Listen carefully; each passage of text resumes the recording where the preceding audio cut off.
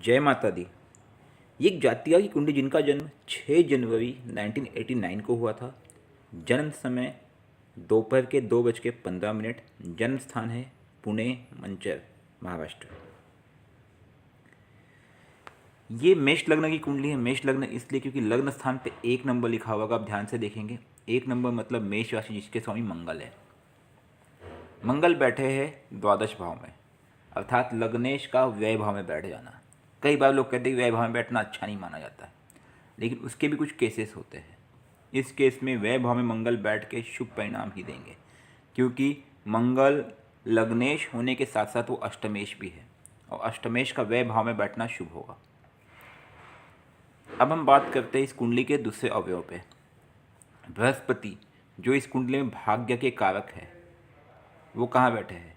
वो राशि परिवर्तन करके बैठे हुए हैं द्वितीय भाव में शुक्र के साथ। मतलब भाग्य और धन या वाणी का तालमेल है। इनकी वाणी बहुत ही एग्रेसिव होगी। एग्रेसिव के साथ साथ मैं बोलूँ टू द पॉइंट ओरिएंटेड होगी।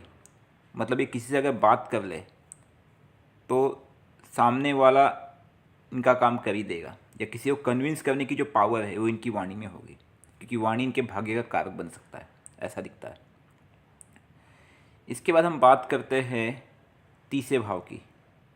तृतीय भाव बुध का भाव है। बुध कहाँ बैठे हैं? दसम भाव में, पराक्रम का भाव है, जो ये दिखाता है कि इनके पराक्रम में कोई कमी नहीं, इसमें कोई शक और संशय नहीं है। हालांकि षष्ठेश भी है वो। चतुर्थ भाव इस कुंडली में चंद्र का भाव है। चंद्र भाग्य में बैठे हैं, जो अच्छे खासे योग कारक पोजीशन में है। पंचम भाव है सूर्य का, सिंह राशि, वो भी भाग्य में बैठ गए हैं। अब इस कुंडली की विशेषता देखें तो 5, 4, 7, 10 और 11 ये चारों भाव के मालिक, मतलब केंद्र और त्रिकोण के मालिक त्रिकोण में बैठ गए 9वें भाव में, जहाँ पे 9 नंबर लिखा है। चंद्र, सूर्य, शुक्र और शनि। लेकिन इस कुंडली में अगर प्रॉब्लम की बात करें तो सबसे बड़ी प्रॉब्लम जहाँ बनती है वो है शुक्र की डिग्री मात्र 0 है। इसलिए से कहीं ना कहीं दाम्पत्य सुख में कहीं ना कहीं कुछ कमी अवश्य हो सकती है, या यूँ कहे कुछ मतभेद हो सकता है, जिसकी चांसेस बहुत ही प्रबल है। उसके बाद शनि यहाँ पे अस्त हो गए हैं। शनि की डिग्री 12 है, आप देखेंगे। सूर्य की डिग्री 22 है, तो मात्र 10 डिग्री के अंतर से शनि यहाँ पे अस्त हो गए हैं। शनि इस कुंडली में दशमेश है, जो कर्म के कारक है, नौकरी के कारक है, प्लस लाभेश है। तो इसलिए शनि को मजबूत करना आवश्यक हो जाता है। दूसरी चीज़ यह है कि शुक्र की डिग्री कम होना, वो भी योग कारक नहीं होगा, क्योंकि धन के कारक भी है और दाम्पत्य सुख के भी कारक है। तो इनको शुक्र और शनि दोनों को बल देना होगा, ये इनके लिए अच्छा होगा। अब मैंने बताया था कि लग्नेश मंगल द्वादश भाव में बैठे, जहाँ पे 12 नंबर लिखा हुआ है। इसका तात्पर्य ये हुआ कि लग्नेश का द्वादश भाव में बैठना केवल हानि नहीं होती है, वो विदेश का कारक भी है। अगर वे जाति का विदेश जाती है तो इनके लिए शुभ होगा, इनके लिए योग कारक होगा, भाग्योदय होगा। दूसरी बात आप देखेंगे कि चंद्र और सूर्य एक साथ आकर के शुक्र और शनि के साथ भाग्य भाव में बैठे हैं।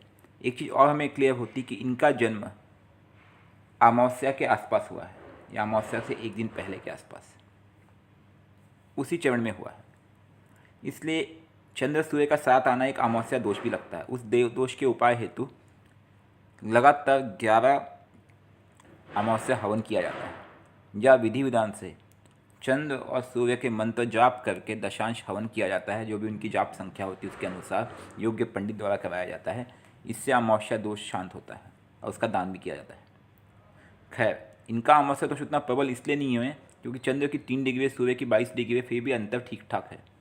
कई बार तो चंद्र अस्त हो जाते हैं, वहाँ पे मानसिक तनाव आता है। अब हम बात करते हैं इस कुंडली में शुक्र की।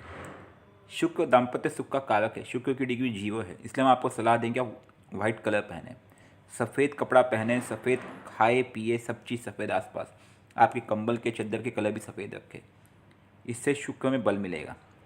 दूसरा है आपका शनि अस्त है। शनि के लिए ब्लू कलर कारक होगा, आपको ब्लू कलर भी पहनना चाहिए। ये तो खाने पीने की बात हुई, या पहनने की बात हुई कि उनके कलर कारक कलर पहनेंगे तो उससे उसका बल बढ़ेगा। मंत्र जाप की बात करें तो आपको शनि का मंत्र जाप करना चाहिए। ओम शन शनिश्चराय नमः संध्या काल के बाद रोज 1 माला। चंद्र की महादशा चल रही जो 2030 तक होगी। चंद्र की दशा जब से आरंभ हुई है तब से कहीं ना कहीं कुछ जीवन में हल्का सा स्ट्रेस आया होगा, इसमें कुछ पिछले 1-1.5 साल से। अब चंद्र की दशा में एक और प्रॉब्लम है कि चंद्र की दृष्टि पड़ रही है 3 भाव में, आपके भाई बहनों को भी तकलीफ़ें हुई होगी। और साथ में चंद्र के साथ राहु आया है, तो राहु आने से वो तकलीफ़ें और बढ़ जाती है। तो आपको चंद्र राहु का मंत्र जाप भी करना चाहिए। चंद्र का मंत्र है ओम सोम सोमाय नमः, इसका मंत्र जाप सुबह करना है। उसके बाद राहु का मंत्र है ओम राम राहवे नमः, इसका मंत्र आपको संध्या काल के बाद करना है। और साथ में शुक्र, क्योंकि आपका कमज़ोर है इसलिए मैं शुक्र का मंत्र जाप भी सजेस्ट करूँगा, ओम शुम शुक्राय नमः। ये चारों मंत्र 1-1 माला करना है। चंद्र और शुक्र का मंत्र जाप प्रातःकाल करना है, अर्ली मॉर्निंग। ये 2-2 मिनट लगेंगे, मुश्किल से 4 से 5 मिनट लगेंगे दोनों मंत्र जाप में। शनि और राहु का मंत्र जाप आपको संध्या काल के बाद करना है, रात के समय, इसको भी 2-2 मिनट लगेंगे। तो सुबह 5 मिनट, शाम को 5 मिनट, आप इतना समय निकाल सकते हैं।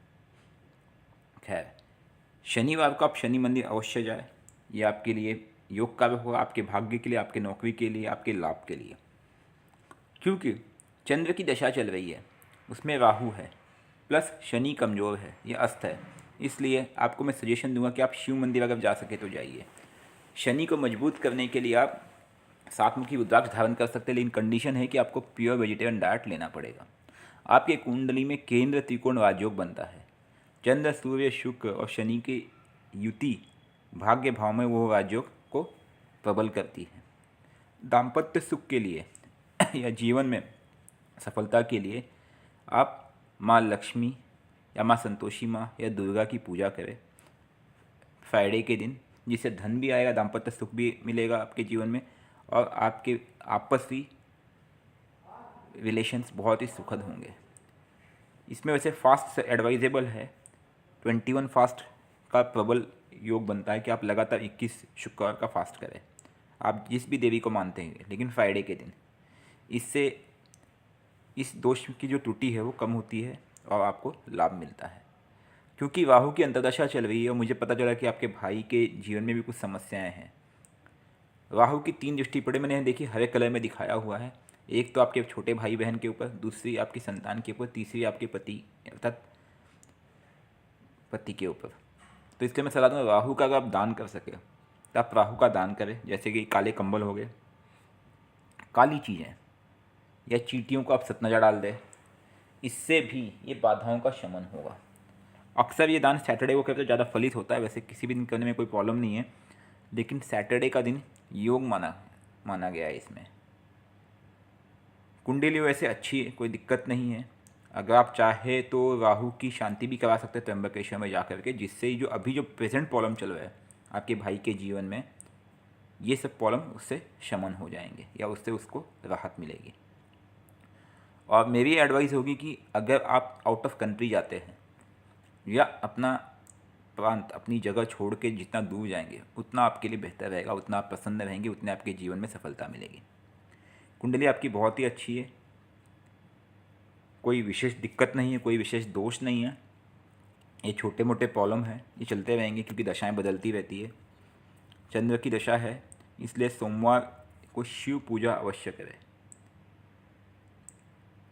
इससे विशेष सफलता और लाभ 100% मिलना है। और कुछ समय के बाद आप फास्टिंग भी करते हैं सोमवार का, तो ये भी आपको अच्छे लाभ, अच्छे परिणाम देगा। जय माता दी।